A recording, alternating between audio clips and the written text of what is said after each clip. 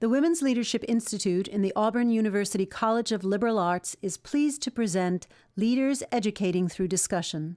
We hope you will take a moment after you watch our presentation to add your own voice to the dialogue on our website, auburn.edu/womensleadership. It is such an honor to come back to my alma mater. I have to tell you, I'm third generation Auburn. And last year after the national championship, I got my first tattoo right here. War damn eagle.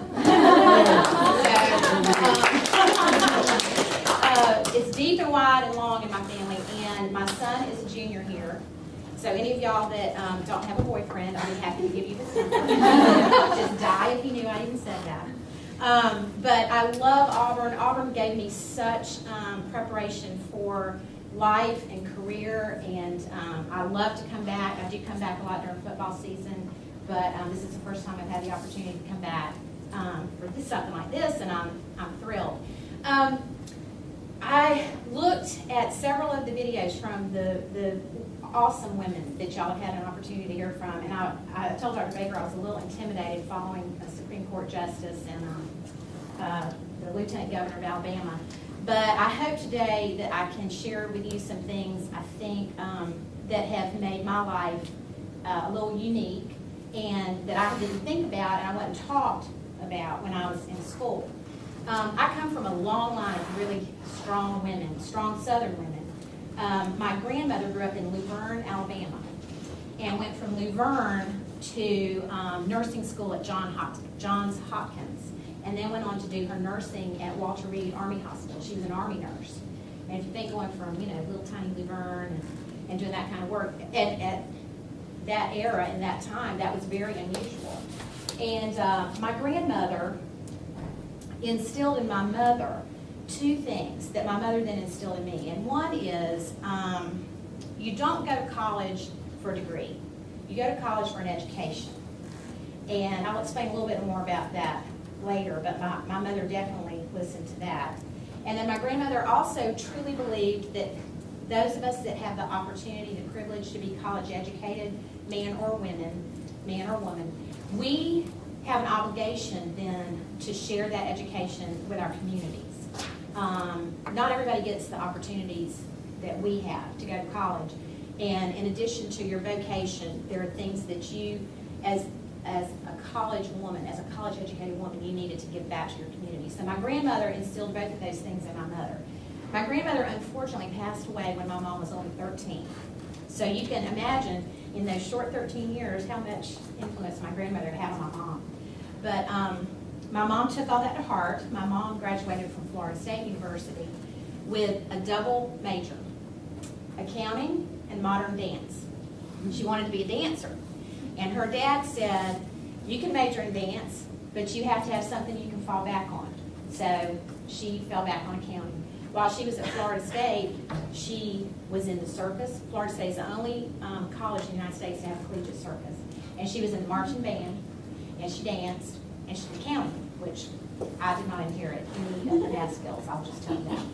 So I come from this long line of women. In fact, my grandmother was Annie Rebecca, and I'm Rebecca Ann, so I'm named after her.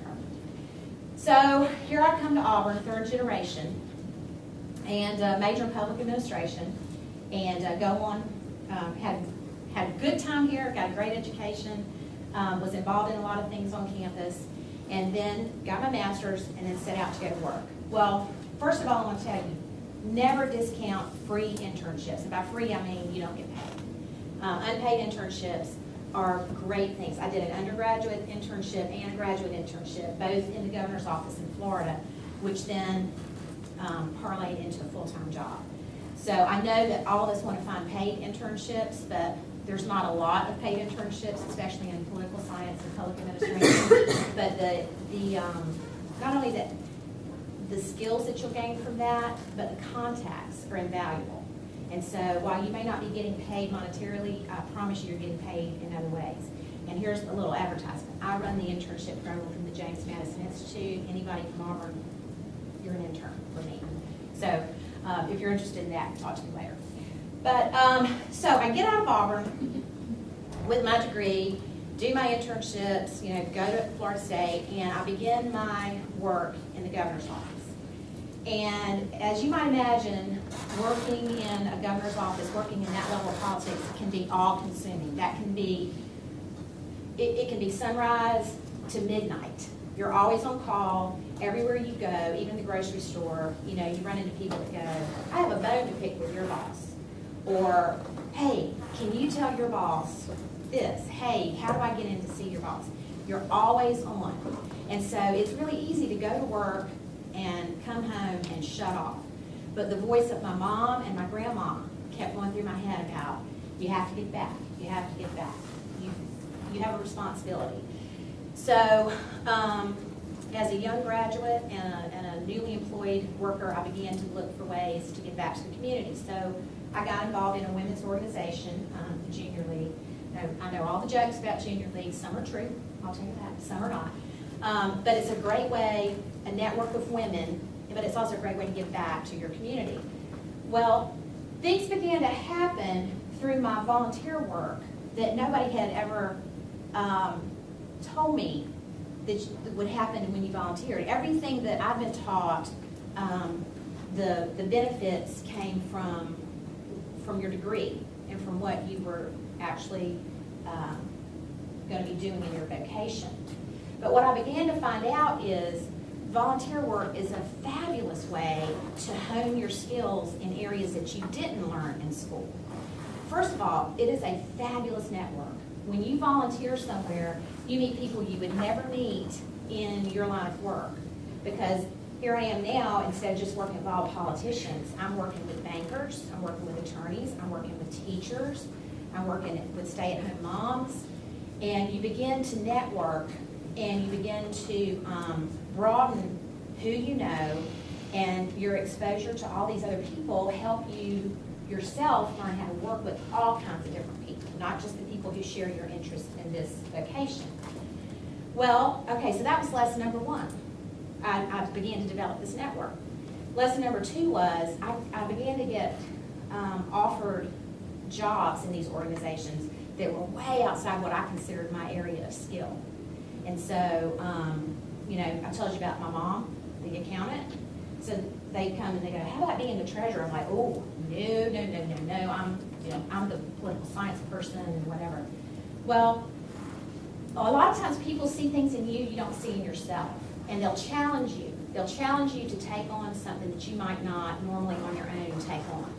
So I began to take on responsibilities and jobs that people asked me to do that I normally would not have done. And slowly but surely, I began to gain these other skills that I had not learned in the classroom, I had not learned out of a book. Well then, a third thing began to happen. There's all kinds of free training in lots of these nonprofit organizations. Programs like the Junior League, like Leadership Tallahassee, like Chambers of Commerce. Those kinds of organizations have fabulous training programs, and a lot of them participate in national trainings, like conferences, annual conferences and symposiums. And they'll ask you to go. And a lot of times the organizations will pay for you to go. If you ever get that chance, go. There are national speakers. I cannot begin to tell you the people that I got to hear as a volunteer. I heard Hillary Clinton in Washington, D.C., and she was talking about the power of women to change their community. But they bring in a lot of these trainings, they bring in national business experts, leadership experts, all kinds of people like that you can begin to learn from. So this goes on. So I'm meeting new people, I'm gaining new skills, I'm having an opportunity to get training for free, you know, at all these really cool places. Well, I always thought I would stay in politics. I would stay in elected politics. And one thing I really wanted to speak with you today about is how to be adaptive. Whatever you're getting your degree in fact, how many of y'all are getting a degree in public administration? Anybody? Okay, political science. What else have we got? Other degrees? Education. Chemical engineering. Communications. Okay. I think Dr. Baker and Tracy and some of us can all agree that the era that we grew up in, where you got a degree in one area and you retired in that area, probably not going to happen for a lot of us anymore. It's really important to be adaptive, but you don't often know how to be adaptive. Well, without realizing it, I was learning to be adaptive through, not so much through my job, but through what my grandmother told me to do to invest in my community. And see, I thought all along I was giving back to them. But what was happening is they were actually giving back to me. So I was with Bob Graham for over 20 years. In fact, I tease people that I've only had 2 bosses in my entire career, and they've both been named Bob. Bob Graham and now Bob McClure. So I don't have to remember both names. But I thought I would stay in elected politics my entire career. Well, dadgummit, Bob Graham decided to retire. How dare he retire? That's the only place I'd ever worked. Remember, I started for him in the governor's office when I was an Auburn student. And then I worked for him when I was getting my master's. And then I went to work for him out of college. And then I stayed with him when he transitioned to the Senate. Well, now he's retiring. And it's like, oh my gosh. And the other thing that had happened is the party that I had worked for, the political party that I had worked for all these years, had been in power all these years in Florida. And when Bob Graham was retiring, that party was no longer in power. I was a member of the wrong party. I had invested my whole career now in the wrong party. And let me tell you, Tallahassee, Florida, when you're affiliated with one long-time politician from one party and now the other party is in power, it is a hard place to find a job. I worked with people who were incredibly intelligent, incredibly talented, and they were unemployable, and they were panicked. It was a hard place to be. Well, before I've even sat down and started doing my resume, I began to get calls. And who do you think I got calls from? I got calls from people that I had volunteered with. I got calls from places that I had volunteered for. People that I had met doing volunteer work. And it was all over the board. The Tallahassee Ballet. Okay. Remember my mom, the dancer? Can you count it? Okay, I didn't inherit either of those things, dance or accounting. But I had volunteered with the ballet. And so it was interesting. People heard that Senator Graham was retiring, and they began to call and say, don't take a job until you have a chance to talk, until we have a chance to talk. And it was volunteer opportunities that led me to that. It was skills that I had gained working in these other organizations. It was people I had met working in these other organizations. Well, to make a long story short, I ended up going with one of the organizations that came to me. And the executive director had been named in June, which was about the time that Senator Graham had retired, and he had called me. He and I had been members of the Board of Trustees for a private school in Tallahassee, and that's how we knew each other. He came from an education background to politics, and I came from politics now to it's a nonprofit. The James Madison Institute is a 501c3 public policy institute or a research, a think tank, if you will, nonpartisan. And I had this one moment where one of the people in my office that I admired the most, just this incredibly talented woman, came to me and said, you know, if I had it to do all over again, I wouldn't do things the way I did it. And I said, what do you mean? She said, I invested everything I had in my job. I came to work first thing in the morning. I was the first one here. I was the last one to leave. I breathed it. I ate it. I slept it. And I went home, and I didn't do anything else. And she's a wonderful lady, a wonderful person. And she cared deeply about her community, but she was so invested in her job that she hadn't taken the time to get out there. And the network that she had was all wrapped up in that job. And remember, we were persona non grata now. We were, the Graham staff, where we've been living large and, we've been on top of the world for a long time. Anybody here from Florida? You know his reputation. Senator Graham had a great reputation. He was beloved. But in politics, when you're not in office anymore, out of sight, out of mind. And so she really struggled and continued to struggle. But it made me stop and think, I had stumbled into that. Yes, I had listened to my mom and my grandma, but really I had stumbled into doing volunteer work, and yet volunteer work led me to this new job. And as I took on the new job, I have to tell you, a lot of the skills that I needed for my new job, I did not learn those skills in my public administration degree, because I started out as the membership director or the development officer at JMI.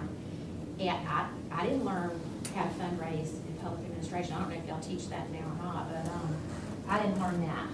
I learned that in the volunteer organizations. And now, as director of operations, I'm doing human resource management, I'm editing things that some of our staff write, I'm attending policy meetings. I was just telling Dr. Baker, we just bought a brand new headquarters, and it's an 1830s house in downtown Tallahassee. And we had to hire a specialty construction group that has historic preservation skills. Well, I've never supervised construction before, but I am now. But I had been through some renovation with one of the organizations that I was involved in, and they had renovated their headquarters. So I think there were lots of things I wanted to share with you when I first agreed to do this, and I looked at some of the ladies that had preceded me, and they had done a lot of the things that I had thought about, the networking that the Lieutenant Governor spoke about, and the Chief Justice spoke about how to deal with the good old boy network, those kinds of things. And so I was trying to think about what I could speak to you, what I could offer differently. And I think that's what I wanted most to communicate to you, is you have to be strategic about being adaptive throughout your career. And you have to look for ways to continue to educate yourself. Look for ways to make yourself marketable and valuable. Never stop learning. Gain skills wherever you can. And I think a lot of people really sell short the skills that you can gain from volunteer organizations. And they think a lot about things like, that's what I'm supposed to do, and I'm giving back to my community. It makes me feel like a good person. And again, back to what my grandma and my mama told me, that is a very good thing. But what I gained from it, I gained marketable work skills. And if I could give you a word of advice, is as soon as you start that career, start thinking about how you can invest in your community, but also how you can continue to grow those skills, how you can continue to learn new things. Some of you may go into graduate degrees and be in school for a really long time, but some of you may get your bachelor's and be ready to just go on out and get started. So look for those opportunities. Make yourself adaptable. Life is all about change. I read this great quote not long ago, and it's so simple, but it made so much sense. It says, life is not about how you handle plan A. It's about how you handle plan B.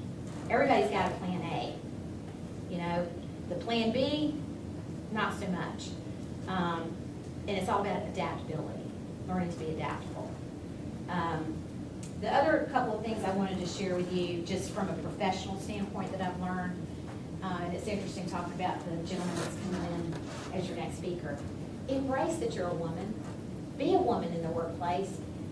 Men and women think about things, they communicate differently, they think differently. Neither one is right, neither one is wrong. They're different, and it takes both to make a relationship work. It takes both to make a workplace work. As we were walking over here, the other thing Dr. Baker and I were talking about was my boss is visionary. He's a big thinker. He cannot put, A plus B equals C. He is not a details person. It's like, oh yeah, we're going to do this, and we're going to bring in this speaker. Well, and I'm like, okay, that's during legislative session, and all the hotels in Tallahassee are booked.